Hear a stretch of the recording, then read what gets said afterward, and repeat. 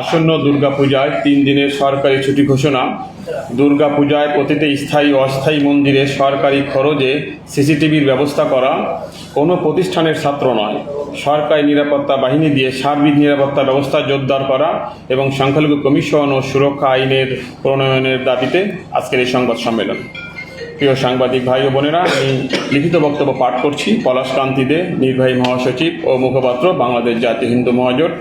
আজকের সভার সভাপতিত্ব করছেন প্রভাস মণ্ডল, ভারপ্রাপ্ত সভাপতি, বাংলাদেশ জাতীয় হিন্দু মহাজোট। এছাড়া বিভিন্ন প্রশ্নের উত্তর দিবেন আমাদের প্রধান সমন্বয়কারী ডক্টর সোনালী দাস এবং সহসভাপতি প্রভাস মণ্ডল, তপন কুমার হালদার। এছাড়া আরও উপস্থিত আছেন আমাদের সহসভাপতি জগন্নাথ হালদার, সুনীল মালাকার, যুগ্ম মহাসচিব অখিল মণ্ডল, সমীর সরকার, শিবন কুমার বিশ্বাস, শ্যামল রঞ্জন মণ্ডল, ফণীভূষণ হালদার, জগবন্ধু হালদার এবং আরও সহসভাপতি নিউটন অধিকারী। আরও উপস্থিত আছেন সাংগঠনিক সম্পাদক আশিস বারৈ, সঞ্জয় কুমার সাহা, রামকৃষ্ণ দাস। ছাত্র মহাজোটের পক্ষ থেকে উপস্থিত আছেন আমাদের সাধারণ সম্পাদক রাজীব সাহা, সভাপতি অনুপম দাস এবং যুব মহাজোটের পক্ষে যুব মহাজোটের প্রধান সমন্বয়কারী পঙ্কজ হালদার এবং সভাপতি প্রদীপ কান্তি দে। এছাড়া আমাদের মহিলা মহাজোটের পক্ষ থেকে নন্দিতা ঘরামি, মাধুরী সরকার। প্রিয় সাংবাদিক ভাই ও বোনেরা, আপনাদের বলিষ্ঠ সাহসী ভূমিকার কারণেই আজ এদেশের হিন্দু সম্প্রদায়ের মঠ মন্দির প্রতিমা ভাঙচুর, হিন্দু বাড়িঘরে অগ্নিসংযোগ, লুটপাটের কথা দেশবাসী সহ বিশ্ববাসী জানতে পেরেছে। এদেশে হিন্দু সম্প্রদায় আশা করেছিল সরকারের পদ পরিবর্তনের কারণে সাম্প্রদায়িকতা ও রাজনৈতিক বলি তারা হবেন না, কিন্তু প্রতিনিয়ত এদেশে ধারাবাহিকভাবে সংখ্যালঘু নির্যাতন হচ্ছে। এতে করে আজ হিন্দু সম্প্রদায় ভীত হয়ে পড়েছে, হিন্দু সম্প্রদায়ের মনোবল ভেঙে গেছে, তারা চরম নিরাপত্তাহীনতায় ভুগছে। দেশে এমন অবস্থা সৃষ্টি হয়েছে যে হিন্দু সম্প্রদায় এখন তাদের বাড়ি, নারী, মন্দির এবং ব্যবসা প্রতিষ্ঠানকে ঝুঁকিপূর্ণ মনে করছে। এই কারণে অনেকেই দেশ থেকে বাধ্য হচ্ছে। যে জেলাগুলোতে হিন্দু সম্প্রদায়কে হুমকি, মন্দির ও প্রতিমা ভাঙচুর করা হচ্ছে, তারা যে দলের যে মতের পথের হোক না কেন, তাদেরকে খুঁজে বের করে শাস্তির আওতায় আনতে না পারলে হিন্দু সম্প্রদায়ের মনোবল ফিরে আসবে না। এর মধ্যে একজন সমন্বয়ক বলেছেন যে হিন্দু সম্প্রদায় একটি বিশেষ দলকে ভোট দেয়, তাই সংখ্যালঘু নির্যাতন হচ্ছে। আমরা এই বক্তব্যের তীব্র নিন্দা জানাই। এই ধরনের বক্তব্য সাম্প্রদায়িকতাকে আরও উস্কে দেবে। এছাড়া দুর্গাপূজার সপ্তমী দিনে অনার্স প্রথম বর্ষের পরীক্ষারও পরিবর্তনের আহ্বান জানাই। এবারে দুর্গাপূজা কোনো দলীয় সরকারের সময় নয়, একটি অন্তর্বর্তীকালীন সরকারের সময় হচ্ছে। তারপরেও বিগত 1 মাসে যেভাবে সংখ্যালঘু নির্যাতন হয়েছে, হিন্দু সম্প্রদায়ের মনে কোনো পূজার আনন্দ নাই। প্রথম আলো রিপোর্টেই বলছে 5 থেকে 20 আগস্ট এই 15 দিনে 1068টি হিন্দু সম্প্রদায়ের ঘর বাড়ি, ব্যবসা প্রতিষ্ঠান ভাঙচুর হয়েছে, যদিও আমাদের কাছে তথ্য মতে এই হিসাব 2500-এর উপরে। এই সমস্ত ঘটনার একজনও বিচার হয়নি, গ্রেপ্তার হয়নি এবং বিচারের আশ্বাসও পায়নি সরকারের পক্ষ থেকে। একটি ক্ষতিগ্রস্ত এলাকা পরিদর্শনও যায়নি সরকারের পক্ষ থেকে। এই সমস্ত ভীতকর পরিবেশের মধ্য দিয়ে অতিক্রান্ত করছে বাংলাদেশের হিন্দু সম্প্রদায়। অবস্থা দেখে মনে হচ্ছে বাংলাদেশে হিন্দু সম্প্রদায়ের উপরে রেড অ্যালার্ট জারি হয়েছে এবং 10 নং বিপদ সংকেত চলছে। এই সমস্ত কারণে গত বছরের তুলনায় এবারে পূজার সংখ্যা অনেক কমে গেছে। আবার যেখানে অস্থায়ীভাবে পূজা হয় সে সমস্ত পূজা মণ্ডপ এবার চরম ঝুঁকিপূর্ণ অবস্থায় রয়েছে। আমরা কোনো প্রতিষ্ঠানের ছাত্র দিয়ে নয়, বরঞ্চ সরকারি নিরাপত্তা বাহিনী দিয়ে সার্বিক নিরাপত্তা জোরদার করার আহ্বান জানাই। সেনাবাহিনীর সরাসরি হস্তক্ষেপ ছাড়া এবারে দুর্গাপূজা শান্তিপূর্ণ হবে না বলে আমরা মনে করি। আমরা আশঙ্কা করছি এবারে দুর্গাপূজায় দুষ্কৃতিকারীরা ব্যাপক হামলা চালাতে পারে মন্দিরে ও পূজা মণ্ডপে। আমরা স্বাগত জানাই, সেনাবাহিনীকে ম্যাজিস্ট্রেসি পাওয়ার দেওয়া হয়েছে। আমরা দুর্গাপূজায় এবার মন্দিরে মন্দিরে সেনা মোতায়েন চাই। একই সাথে জাতিসংঘের টিম বর্তমানে বাংলাদেশে অবস্থান করছে, বিভিন্ন বিষয় তদন্তের জন্য তারা অবস্থান করছেন এখন বাংলাদেশে। তারা থাকা অবস্থায় যদি কোনো মন্দির ও প্রতিমা ভাঙচুরের ঘটনা ঘটে, সেটিও যেন তদন্তের মধ্যে আনা হয়, সে দাবিও জানাই। প্রিয় সাংবাদিক বন্ধুগণ, হিন্দু সম্প্রদায়ের সর্ববৃহৎ ধর্মীয় উৎসব শুরু হতে যাচ্ছে 9ই অক্টোবর 2024 থেকে। শারদীয় দুর্গোৎসব শুধু হিন্দু সম্প্রদায়ের অন্যতম ধর্মীয় উৎসব তাই নয়, এই উৎসব সমস্ত বাঙালি জাতির ঐক্যের ও মিলনেরও মহোৎসব। হিন্দু সম্প্রদায়কে 5 দিনব্যাপী ধর্মীয় কর্মযজ্ঞে ব্যস্ত থেকে ধর্মীয় রীতিনীতি মেনেই দুর্গাপূজা সম্পাদন করতে হয়। দুর্গাপূজার মূল 3টি দিনই হলো সপ্তমী, অষ্টমী, নবমী। এই উপলক্ষে দিন রাত ব্যস্ত থেকে ধর্মীয় অনুশাসন মেনে সার্থকভাবে দুর্গাপূজা সম্পাদন করতে হয়। দুর্গাপূজায় হিন্দু সম্প্রদায় বিভিন্নভাবে বৈষম্যের শিকার, কারণ 5 দিনের দুর্গাপূজা মাত্র ছুটি 1 দিন, যার কারণে হিন্দু সম্প্রদায়ে অনেকেই দুর্গাপূজা শুরু থেকে শেষ পর্যন্ত উপস্থিত থেকে পূজার আনন্দ ও ধর্মীয় যজ্ঞ শেষ করতে পারে না। এমনকি পরিবার পরিজনের সাথে একসাথে পূজার আনন্দ ভোগ করতে পারে না। আমরা বিগত 12ই আগস্ট সাবেক মাননীয় স্বরাষ্ট্র উপদেষ্টা ব্রিগেডিয়ার জেনারেল অবসরপ্রাপ্ত শাখাত হোসেনের সাথে 7 দফা দাবি নিয়ে আলোচনা করেছি। এর মধ্যে একটি অন্যতম দাবি ছিল দুর্গাপূজায় 3 দিনে সরকারি ছুটি করা। উনি আমাদের বলেছেন ছুটির দাবিটি যৌক্তিক, আমি ক্যাবিনেটে ছুটির বিষয়টি আলোচনা করব। প্রিয় সাংবাদিক বন্ধুগণ, আর অল্প কয়েকদিনের মধ্যেই শুরু হতে যাচ্ছে বাংলাদেশের হিন্দু সম্প্রদায়ের সর্ববৃহৎ ধর্মীয় উৎসব শারদীয় দুর্গাপূজা। ইতিমধ্যে মন্দিরে মন্দিরে প্রতিমা বানানোর কাজ শুরু হয়ে গেছে। দুর্গাপূজা নিয়ে হিন্দু সম্প্রদায়ের অতীত অভিজ্ঞতা মোটেই সুখের নয়। বিভিন্ন জেলায় ইতিমধ্যেই প্রতিমা বানানোর সময় প্রতিমা ভাঙচুর করা হয়েছে। তাই এবার পূজা মণ্ডপ এবং হিন্দু সম্প্রদায়ের স্থাপনায় সাম্প্রদায়িক শক্তির লক্ষ্যবস্তুতে পরিণত হতে পারে। এই পরিস্থিতিতে এই উৎসবের নিরাপত্তা নিয়ে হিন্দু সম্প্রদায় এখনই ভাবতে শুরু করেছে। 2021 সালের দুর্গাপূজা সাম্প্রদায়িক হামলা এখনও আমরা ভুলি নাই। ইতিমধ্যেই দেশের বিভিন্ন স্থানে দুর্গা প্রতিমা বানানোর সময় ভাঙচুর করা হয়েছে। এর মধ্যে ফরিদপুরের ভাঙ্গা, রংপুরের বদরগঞ্জ, চট্টগ্রামের ফিরিঙ্গি বাজার, রাজশাহী, নোয়াখালী, মানিকগঞ্জ, বগুড়া এবং সর্বশেষ টাঙ্গাইলে প্রতিমা ভাঙচুর এবং মন্দিরে হামলা হয়েছে। আমরা আশঙ্কা করছি পূজা যত ঘনিয়ে আসবে মন্দির এবং প্রতিমা ভাঙচুরের ঘটনা ততই বৃদ্ধি পাবে। আমরা শারদীয় দুর্গা পূজা নিয়ে এখনই শঙ্কা বোধ করছি। সারা দেশে পূজার আগে এবং পরে এমনকি পূজা চলাকালীন সময়ে মন্দিরে হামলার আশঙ্কা করছি। কোন জায়গায় হামলা হতে পারে সেই সমস্ত জায়গায় সহ সারা দেশে দুর্গাপূজার আগে ও পরে নিরাপত্তা ব্যবস্থা জোরদারেরও আহ্বান জানাচ্ছি। প্রত্যেকটি স্থায়ী ও অস্থায়ী মন্দিরে সরকারি খরচে সিসিটিভির ব্যবস্থা সহ পূজার 10 দিন আগে থেকেই পূজা চলাকালীন সময় পর্যন্ত নিরাপত্তা ব্যবস্থা জোরদার করার জন্য দাবি জানাচ্ছি। শারদীয় দুর্গাপূজা নিয়ে বাংলাদেশ জাতীয় হিন্দু মহাজোটের শঙ্কা বোধ করার যথেষ্ট কারণ রয়েছে। বাংলাদেশ জাতীয় হিন্দু মহাজোট আপনাদের সামনে দুর্গাপূজা নিয়ে সরকারের কাছে যে দাবি জানাচ্ছে সেটি হচ্ছে: 1. দুর্গাপূজায় সরকারি ছুটি 3 দিন, অষ্টমী, নবমী এবং দশমী ঘোষণা করতে হবে। 2. প্রত্যেকটি স্থায়ী এবং অস্থায়ী পূজা মন্দিরে সরকারি খরচে সিসিটিভির ব্যবস্থা সহ প্রত্যেকটি মন্দিরে পূজার 10 দিন আগে থেকে পূজা চলাকালীন সময় পর্যন্ত কোনো প্রতিষ্ঠানের ছাত্র নয়, সরকারি নিরাপত্তা বাহিনী দিয়ে নিরাপত্তা ব্যবস্থা জোরদার করতে হবে। সংখ্যালঘু সুরক্ষা আইন এবং সংখ্যালঘু কমিশন গঠন করা। প্রত্যেকটি স্থায়ী অস্থায়ী পূজা মণ্ডপে সেনা মোতায়েন করা। আমরা চাই অনতিবিলম্বে সরকারের পক্ষ থেকে 1 নং দাবির প্রতি সুস্পষ্ট বক্তব্য। তা না হলে বাংলাদেশ জাতীয় হিন্দু মহাজোট সারা দেশে আমরা মানববন্ধন ও বিক্ষোভ কর্মসূচি পালন করব উপরোক্ত দাবি আদায়ের লক্ষ্যে। ধন্যবাদ সকল সাংবাদিক ভাই ও বোনদের। আমাদের আজকের এই সাংবাদিক সম্মেলন লিখিত বক্তব্যটি আমরা পাঠ করছি।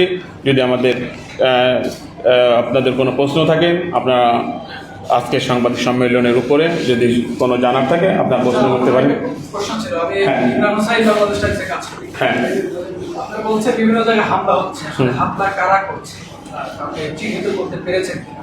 আরেকটা কোশ্চেন হচ্ছে যে আপনাদের হিন্দু মহাজোটের গোবিন্দ প্রামাণিক উনি কিন্তু ইতিমধ্যে বলেছেন যে যারা এই হামলার কাজে জড়িত এর চিহ্নিত করণের যে বিষয় সেটি কিন্তু আওয়ামী লীগের জড়িত হওয়ার কথা উনি জানিয়েছেন। এছাড়া 5 আগস্টের পর থেকে আপনাদের হিন্দু যে সকল উপাসনা রয়েছে এগুলোতে কিন্তু ছাত্ররা পাহারা দিচ্ছে উনি বলেছে, এবং আমরাও দেখেছি সামাজিক যোগাযোগের মাধ্যমে এবং নিউজও দেখি। এ নিয়ে আসলে আপনাদের শঙ্কা কি, এখন শঙ্কা কি, এবং কারা আসলে স্পেসিফিক হামলা করছে আপনার কাউকে চিহ্নিত করতে পেরেছেন?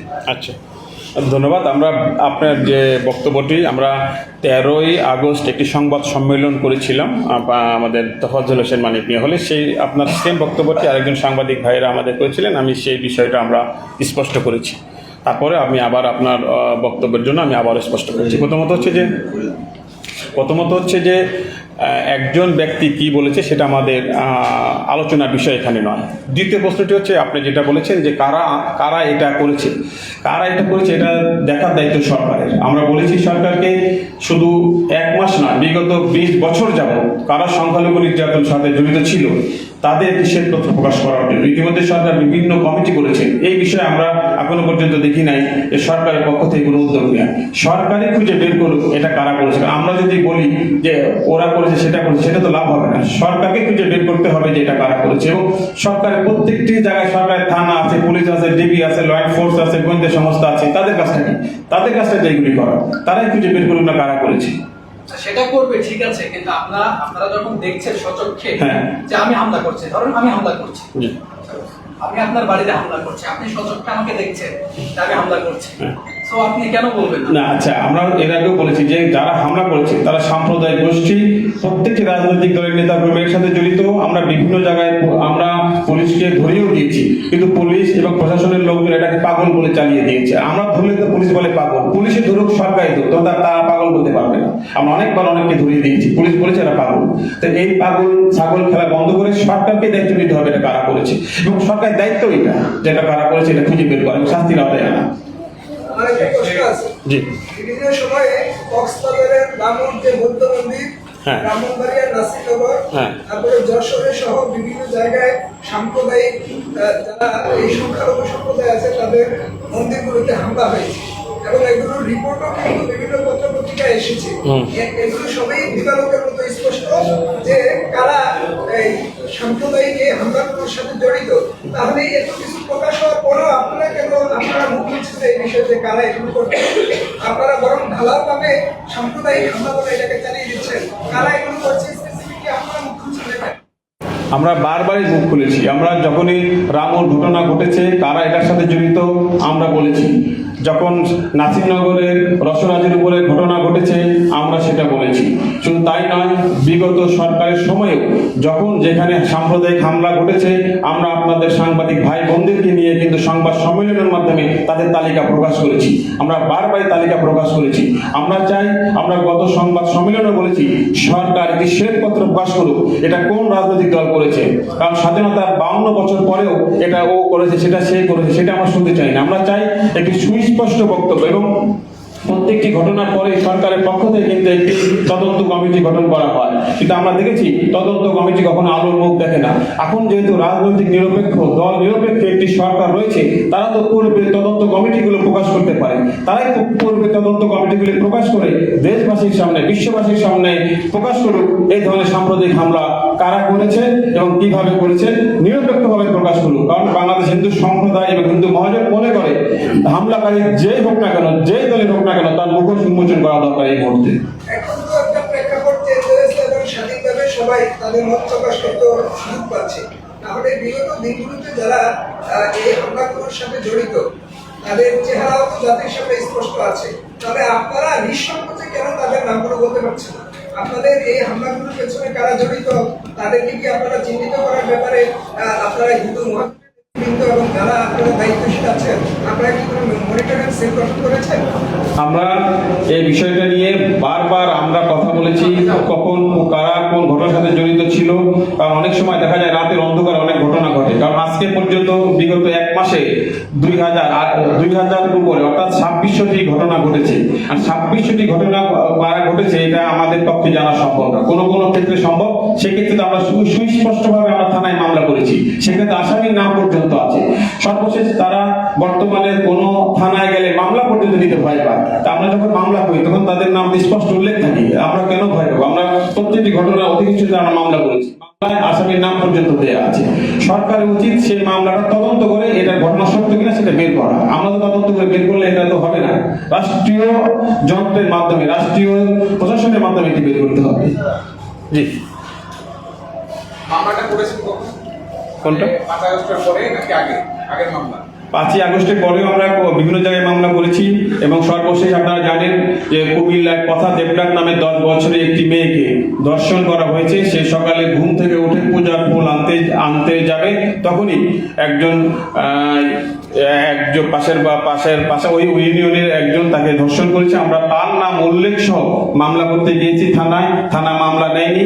আমরা সেখানে দায়িত্বপ্রাপ্ত একজন সেনা সদস্যের সাথে কথা বলেছি, সেনা সদস্য বলেছে ঠিক আছে এই বিষয়টা দেখবে, কিন্তু এখনো পর্যন্ত সেখানে কোনো প্রকার মামলা নেওয়া হয়নি। বলছে দেখবো এই বিষয়গুলি করা হচ্ছে।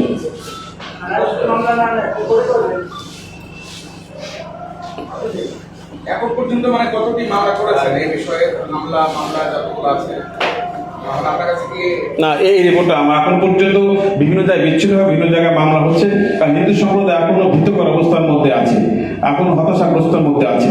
তারা দুর্গা পূজা নিয়ে ব্যস্ত থাকার কথা, সেটাও তারা থাকতে পারছে না। তো এই মুহূর্তে মানে এই মামলাগুলো নিয়ে এখনো পর্যন্ত আমরা মানে ক্লিয়ার না যে কোন কোন জায়গায় কত মামলা হয়েছে। তো বিভিন্ন জায়গায় বিচ্ছিন্নভাবে মামলা হচ্ছে, অনেক জায়গায় মামলা করতে ভয় পাচ্ছে। সেজন্য কিন্তু আমরা সংখ্যালঘু সুরক্ষা আইনের কথা বলেছি যে যেন মামলাটা আমরা করতে পারি এই আইনগুলি হলে। কিন্তু থানায় মামলা নামলে তো কোর্ট খোলা আছে, কোর্টে করেন নাই? ওই কুমিল্লা একটা কোর্টে করা হচ্ছে।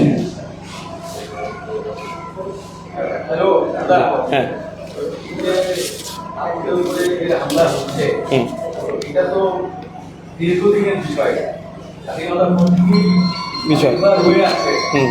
এবং বেশ কয়েকবার কারা করেছে, চিহ্নিত করা হয়েছে, আমরা এবং চিহ্নিত করা হয়েছে, কিন্তু বিচার কয়টা হয়েছে একটু আমরা একটু জানতে চাই। না এই ধরনের কোনো ঘটনা এখনো পর্যন্ত বিচার হয়েছে আমাদের জানা নাই। বিচার হয় নাই, তদন্ত কমিটি হয়েছে, আসামি গ্রেফতার হয়েছে, আসামি আবার ছাড়াও পেয়েছে। বাট একটা ঘটনা আমরা দেখেছি যে কুমিল্লার 2021 সালের যে দুর্গাপূজায় ব্যাপকভাবে দেশে সংখ্যালঘু নির্যাতন হয়েছিল, সেখানে ইকবাল নামে একজনের 1 বছরে একটি বিচার হয়েছে, তারপরও সে সম্ভবত আমার জামিনও আছে, এরকম একটা শুনলাম। বাট এছাড়া হাজার হাজার ঘটনা ঘটেছে, কোনো ঘটনারই সুষ্ঠু তদন্ত এবং সুষ্ঠু বিচার হয়নি।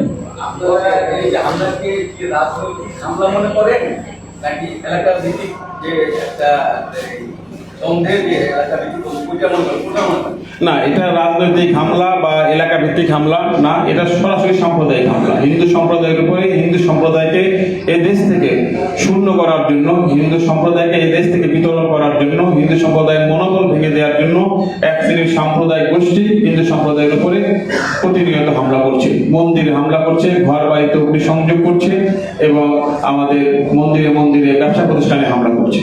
আপনি বলছেন এগুলো সাম্প্রদায়িক হামলা, তাহলে এই হামলাগুলোর সাথে যারা জড়িত তারা বিগত দিনগুলোতে দেখা গেছে কোনো না কোনো রাজনৈতিক অনুসারী ছিল এবং রাজনৈতিক আশ্রয়প্রশ্রয়ে তাদের আশ্রয়প্রশ্রয় থেকেই কিন্তু এই সমস্ত দুষ্কৃতিকারীরা হামলা চালিয়েছে।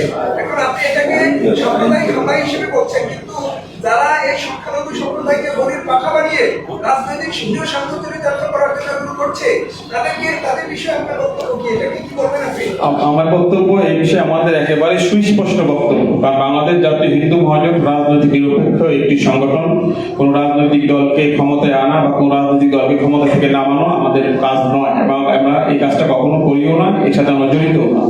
আমরা বলেছি যে এই বর্তমান সরকারকে আমরা যখন মাননীয় স্বরাষ্ট্র উপদেষ্টার সাথে সাক্ষাৎ করেছি এবং সাক্ষাতের পরের দিনই আমরা এখানে সংবাদ সম্মেলন করেছি, এখন একটি সুযোগ হয়েছে দেশে নিরপেক্ষ একটি ঘটনাগুলির বিচার তদন্ত করা। এখন একটি সুযোগ হয়েছে দেশবাসীর কাছে জানানোর জন্য যে কারা সংখ্যালঘু নির্যাতনের সাথে জড়িত।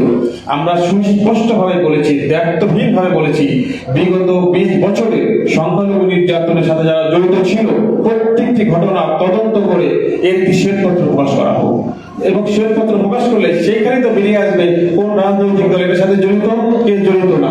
এখানে তো সুস্পষ্টভাবে বেরিয়ে আসবে, আপনারাও জানতে পারবেন, আমরাও জানতে পারবো, দেশবাসীও জানতে পারবে। আমার প্রশ্ন হলো, এই সাম্প্রদায়িক সম্প্রীতির বাংলাদেশ, এখানে আপনাদের সংখ্যালঘু সম্প্রদায়ের মন্দির হতে শুরু করে উপাসনালয় যা আছে, দেশের মাদ্রাসা শিক্ষার্থীরাও, মাদ্রাসার হুজুররা, আলেমুলামারাও কিন্তু পাহারা দিচ্ছে, বিভিন্ন রাজনৈতিক দলের কর্মীরাও পাহারা দিচ্ছে। আবার চিহ্নিত একটি গোষ্ঠী ভিন্ন স্বার্থ চরিতার্থ করার জন্যই হামলা করাচ্ছে তাদের রাজনৈতিক কর্মীদেরকে দিয়ে। তাহলে আপনি এটাকে রাজনৈতিক হামলা হিসেবেও চিহ্নিত করতে চাচ্ছেন না, সাম্প্রদায়িক করার চেষ্টা করছেন কেন?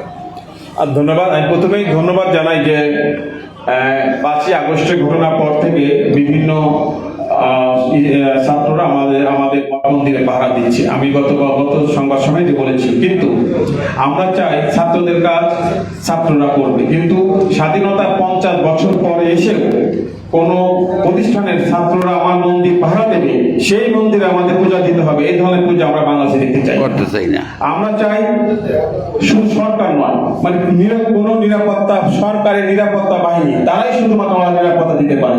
কোন প্রতিষ্ঠানের ছাত্র বা ওই লোক সেই লোক রাজনৈতিক দলের নেতা আমার মন্দির পাহারা দেবে, সেইটা দেখার জন্য এদেশে মুক্তিযুদ্ধ হয়নি। এদেশে মুক্তিযুদ্ধ হয়েছিল অসাম্প্রদায়িকতার বাংলাদেশ বিকৃত করবে, হিন্দুরা মুসলমান বৌদ্ধ খ্রিস্টান সকলের সম অধিকার নিয়ে সমমর্যাদা নিয়ে বাংলাদেশ বাস করবে। আজকে তো অন্য ধর্মের কোন উৎসবে কাউকে তো পাহারা দিতে দেখি না, আজকে অন্য ধর্মের কোন উপাসনালয়ে কাউকে তো পাহারা দিতে দেখি না, শুধুমাত্র কেন হিন্দু সম্প্রদায়ের মন্দিরে পাহারা দিতে হবে? এটা আমি মনে করি আমাদের জন্য লজ্জা। তাই আমরা বলেছি কোন প্রতিষ্ঠানের ছাত্র দিয়ে নয়, সরকারকে নিরাপত্তা দিতে হবে। আর সরকার যদি নিরাপত্তা দানে ব্যর্থ হয়, সরকার আমাদেরকে বলে দিবে। কিন্তু কোন প্রতিষ্ঠানের ছাত্র দিয়ে আমরা এবার দুর্গাপূজা করতে চাই না, এবং কোন মন্দির নিরাপত্তা দিতে চাই না, এবং ছাত্ররা গেটে বসে থাকবে এবং আমার মা বোনেরা সেখানে পূজা দেবে, উলুধ্বনি দেবে, এই ধরনের বাংলাদেশ আমরা দেখতে চাই না।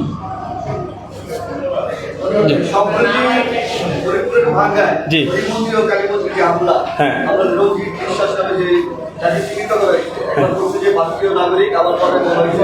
না সে ভারতীয়, আমরা খোঁজ খবর নিয়ে সে ভারতীয় নাগরিক না, সে গোপালগঞ্জের একজন ব্যক্তি।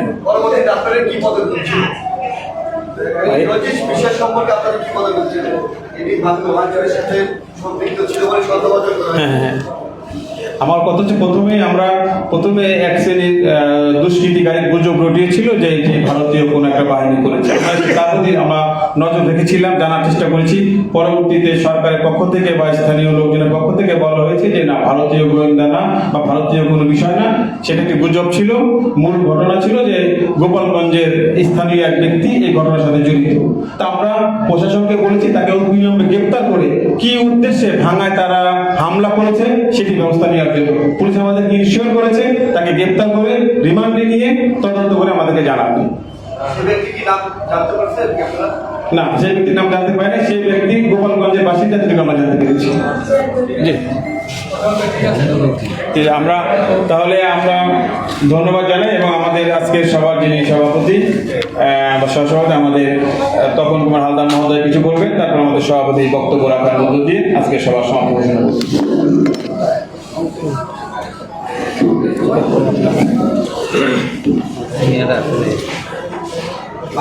ধন্যবাদ আমাদের